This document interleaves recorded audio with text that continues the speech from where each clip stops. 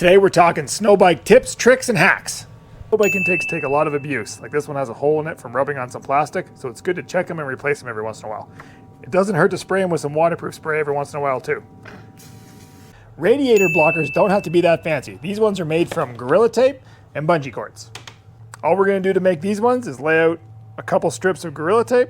We're going to double side it like that. 10-second rad blocker. Odds are you're going to need some type of engine blanket. Now you can buy these super nice fitted ones from C3 if they have one available for your bike, or you can buy these type of tarpy ones, or you can make these type of tarpy ones. This is made from like a duck canvas material. There's a couple of companies that will cut them out for your bike, or if you ride something weird like me, you've got to steal one from another bike, use some Gorilla Tape. But you don't need anything overly fancy. You need to keep the snow off your engine, keep your bike running warm. Communication is key, and having your whole group on the same page is vital. So on your way to the mountain, before you get there and waste a bunch of time, get everyone's radio on the same channel, make sure they're all charged so that when you get there, you're gonna save time. Sat phone or some type of communication for your remote areas. If you don't have cell service, your cell phone's no good. So get yourself a good sat phone communicator. At least one person in your group should have a sat phone for emergencies. Don't forget to lubricate your chains. This is really easy to do when your track is off the ground, warming up your transmission oil to change. Give them a little squirt. You don't want them to rust. WD-40 is your friend, keeps it from rusting, and doesn't make a big mess flinging chain lube. A clean chain is a happy chain. You need to agitate the oil in the bottom end so you get all of the debris out of it. If you let your bike sit for a couple days, the particles will separate in the oil and you'll get a film on the bottom of your cases that won't come out when you change your oil. So unfortunately, you're gonna have to fire your bike up, spin the transmission up or the engine, get all that particle debris, fire it up in the engine so it'll actually come out in the oil. There's no point in spending all this money on a snow bike to have your truck break down on the way there. Keeping up with your truck maintenance is going to be key to having a great long snow bike season. Running the appropriate oil is equally as important. Because our bikes were never designed to start in sub-zero temperatures, you want something very thin. So something with a 0 winter weight and then with a high second number. You don't want to run like a 0.20 because the bikes still get quite hot once they're warmed up. So a 0.40 is the ideal snow bike oil for 2-strokes and 4-strokes. 2-stroke, you don't want to have to wait a long time warming your transmission oil up. And in a 4-stroke, you want the easiest starting oil. So a 0.40 is ideal snow bike oil. This is what I choose to run, but all modern synthetic oils are great oils. Okay, putting something on your aluminum levers will help your fingers from getting cold.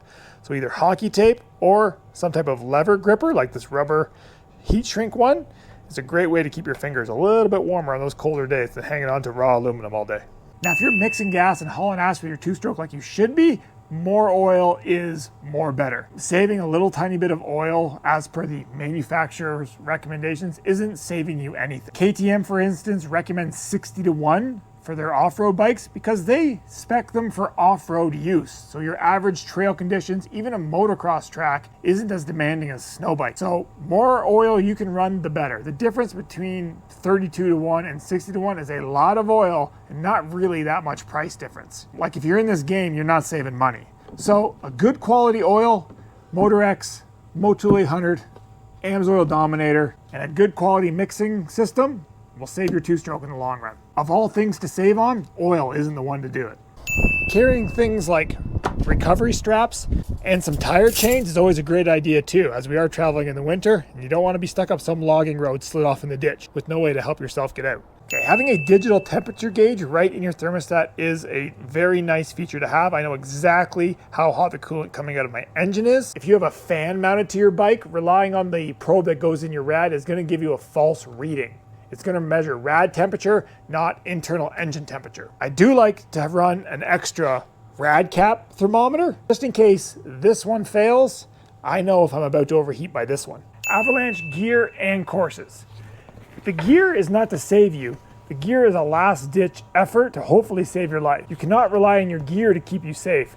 Only your head and understanding what's actually going on is going to keep you safe. Taking an avalanche course is mandatory. Don't keep putting it off. I know you have been. You all knew this tip was coming. So get out there, get your Avy course in the fall before you start riding. Know how to use your beacon. Practice with your friends. Understand websites. Like we have Avalanche Canada here in Canada that shows forecasts and predictions. You stop every 10 or 15 minutes anyways. Have a look around. talk about the avalanche conditions, talk about slide paths and terrain traps, understand where you're riding. And if the conditions are terrible, save it for another weekend.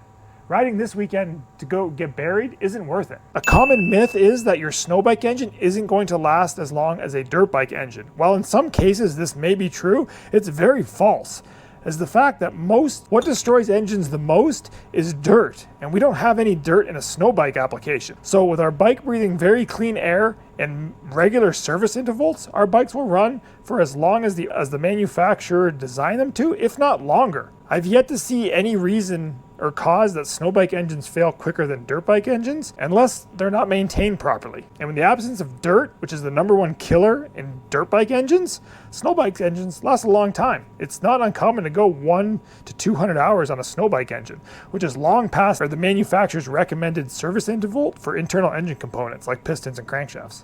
If you and your group rides bikes that don't have kickstarts, at least one person should carry a boost pack. There's no point in everybody carrying a boost pack, but someone should. Heaven forbid you get into a spot where you got to start the bike over and over, or you have an electrical problem. One person carrying a boost pack is going to go a long way. A bigger one like this Noco will also give you the ability to charge your phones or devices should they go dead, or your radios to keep in communication.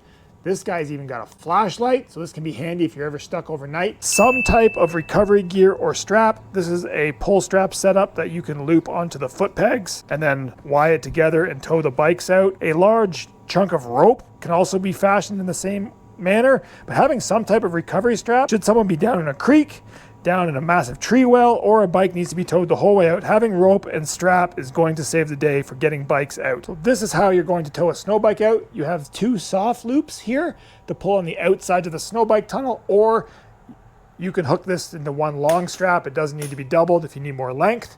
And then you're going to hook these guys and you're going to tow over the pegs. This is your left peg and your right peg, and you're going to pull from your pegs, not anywhere else.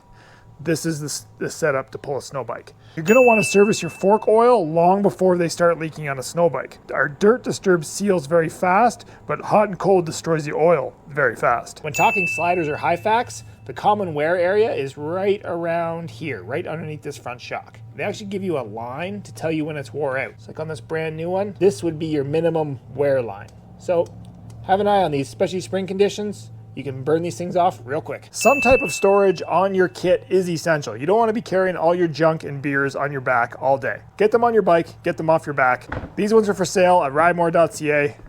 Waterproof, 15-liter capacity. Rail tip is the most important part about any snowbike setup. Anytime I hear someone complain about a snowbike not handling well, it's usually their setup. For a perfect setup, you need to have your transport wheels off and be on a perfectly flat, level surface. My floor is not flat. This is demonstration purposes only. You want the rear of your rails, depending on your kit, obviously, and your type of riding, anywhere between level to half-inch rail tip up at the rear. More rail tip up at the rear, more wheelies you're gonna do. I use this ruler that has a little marker stick on it, and I can set it at the front of my kit at the rail, and then I can measure at the back, and I can easily see my rail tip. You're going to need to carry tools because snow bikes are notoriously not reliable. Key is working on your bike with the tools you actually carry so that you know you can do all the basic functions with the tools you carry and you're not carrying anything extra. This is the tool roll for my bike. It's probably excessive, but I know I can fix pretty much any major breakdown with what I've got. I also carry spare nuts and bolts as snow bikes like to come apart. I've got spare coolant fittings, electrical fittings. I have a plethora of parts. Running some type of an hour meter through the bike's ECM, like on a Yamaha, or adding one to a bike if it doesn't have it, it's just a great idea. We got wired ones, we got vibration ones. These can be a little tricky and a little bit inaccurate. You want to make sure it's not adding hours in the back of your truck, but there's sensitivity settings, and I happen to actually really like these ones. Or like this big bad bugger that even has a light. Whatever it is, get yourself an hour meter on your bike so you can keep an eye on maintenance items like pistons and your bottom end, or even oil changes, so you have an accurate reading of how many hours are actually going on your bike. Seal savers are a great way to protect your forks from branches, snow, and ice. Because these clamps for our ski and spindle clamp to the bottom of our fork tube, fork guards don't really fit and don't protect from snow and ice. These guys keep the fork tubes from frosting as heat builds up and then cools down and then it freezes to your forks. These guys will keep ice from getting jammed up inside your forks. There's a lot of products out there in the snowbike world that are not necessary. They're just luxury. This seat concept seat makes my day a lot nicer, but it's not necessary. Find a lot of these upgrades like a softer seat, bigger foot pegs, fancy handguards or something. Save those for later. If you're on a budget, get a kit and put it on a bike and go ride. The best bike for snowbiking is the one you already have. Any of these bikes will make great snow bikes, just like this one. So for your first year, find a used kit, put it on a bike that you have, buy the bare minimum that you need. Unless you got lots of money, buy all the parts, by all means. But if you're on a budget like I usually am, buy what you need. Get a kit, get a bike. You're gonna need a thermostat. I really, really like heated bars, but just buy the essentials. You don't have to have all the doodads and whatnots. You can get away and have a really fun starting season with just the minimums. Bike, kit, thermostat, and a good snow bike intake. Those are your big four. That's what you need to go snowbiking. I recommend renting, borrowing from a friend. I have two. I rent to people. We can go out and you can try snowbiking for yourself. But if you don't know anybody and you want to go try and you have a bike, just bolt a kit on it. Find any kit. They're all really good. There's lots of information on the internet. Look them up. Find out what the bare minimum is. You're going to need a thermostat. The factory KTM thermostats are great. All the other bikes really do need a thermostat added to them, and then go from there. Just get a bike, get a kit, get it to run pretty good, take it to the mountains, go play in the snow. Thanks for watching. If you've liked this video, hit the subscribe button. Appreciate it a ton.